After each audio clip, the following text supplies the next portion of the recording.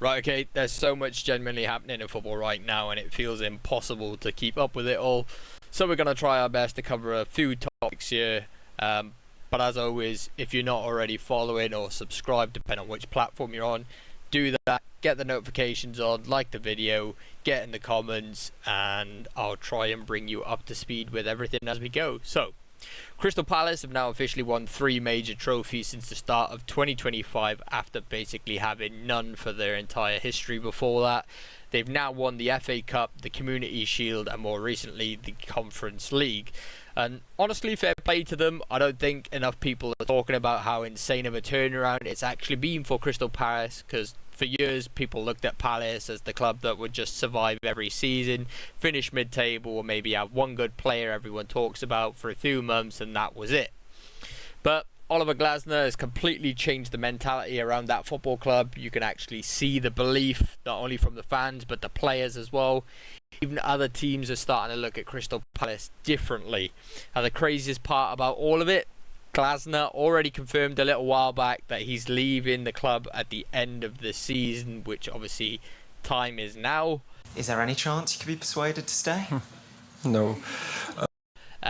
So imagine that for a second. You walk into a club that never really had experienced any success like this before. You completely change the atmosphere, you change the dynamic, you change the belief, and then you deliver 3 trophies including European silverware and leave straight after. That honestly is a legendary status, and I think obviously will go down in Crystal Palace, and not just Crystal Palace but in football history. But Glasner has probably just become one of the biggest managerial icons in Crystal Palace history in such a short amount of time. But again, this is where it gets really interesting for me, because what happens now? Because it's one thing building a successful team, but it's another thing completely trying to keep that success going after the manager that created that success leaves.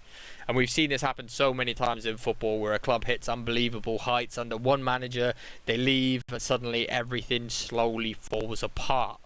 I really hope that's not the case for Crystal Palace moving forward, and I genuinely think the next managerial appointment at Palace could be one of the biggest decisions in the club's history at this point in time.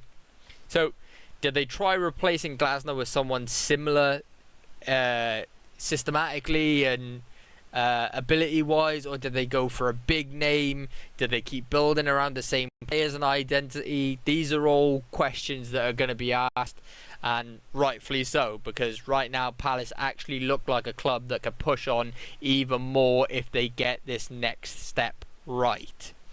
But then on top of all of that, there's another massive story developing, because Anthony Gordon, I'm sure by now everybody's seen the media, he's currently in Barcelona undergoing a medical after Barcelona's bid for the Newcastle winger was accepted, and for the fee is quite outstanding how they've managed to work that. I don't know what's going on at Newcastle.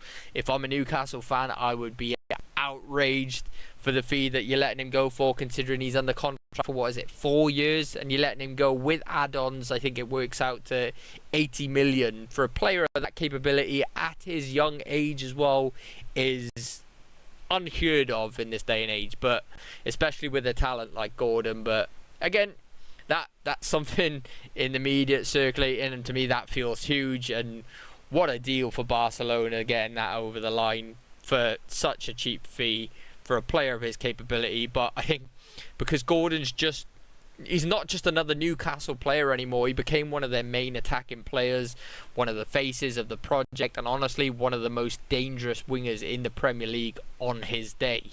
So for Barcelona to go and target him, that says a lot, especially considering that the Marcus Rashford and his performance, and credit to Marcus Rashford, did an outstanding job at Barcelona, and why he's not being given that opportunity is unknown. But we'll see what happens and see what unfolds. But I'll be honest, I didn't think Newcastle would even consider selling him unless the money was absolutely ridiculous, which it's not. But maybe from a Newcastle side, they're looking at it and thinking, if Barcelona are offering huge money, maybe this is a perfect time, or that's at least what I thought. But obviously the fee is now being revealed, and that's not the case. But again, from Gordon's perspective, are you really turning Barcelona down? I don't think so. So that's one of those moves where if it works, his career goes to another level. But there's pressure there as well, because Premier League football and playing for Barcelona are two very different things. The expectations, the media pressure, the style of football, everything changes. So I genuinely want to know what people think about that one, because I can already see Newcastle fans being completely divided over it. But somehow that's still not the end of the madness, because Andy Robertson has reportedly agreed to move to Tottenham Hotspur after becoming a free agent following his legacy at Liverpool. And honestly, this is one that surprised me more so than anything, because Juventus apparently tried hijacking the deal late on as well, but Spurs still managed to get it over the line. And now from a Tottenham's perspective, I actually fully understand it, and I 110% back it. You're getting someone with huge Premier League experience, leadership, mentality, winning experience, and on a free transfer as well. That's just genuinely smart business. You can't write that stuff. But I already know Liverpool fans are going to hate seeing Robertson at another Premier League club, especially Tottenham of all teams.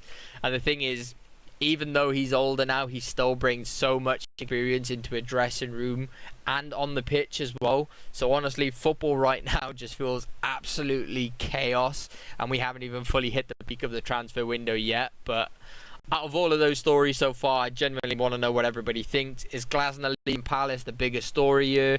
Can Palace actually continue this success after he leaves? Is Gordon to Barcelona the right move for Gordon and Newcastle? And would Andy Robertson to Spurs actually be a very strong signing for them? I think so, but again, I'm interested to know your thoughts. Get involved in the comments, because I genuinely think football is about to get even crazier over the coming weeks. So make sure you drop a follow, subscribe, like the video, notifications on, and I'll keep you up to date as best as I can. Let's go.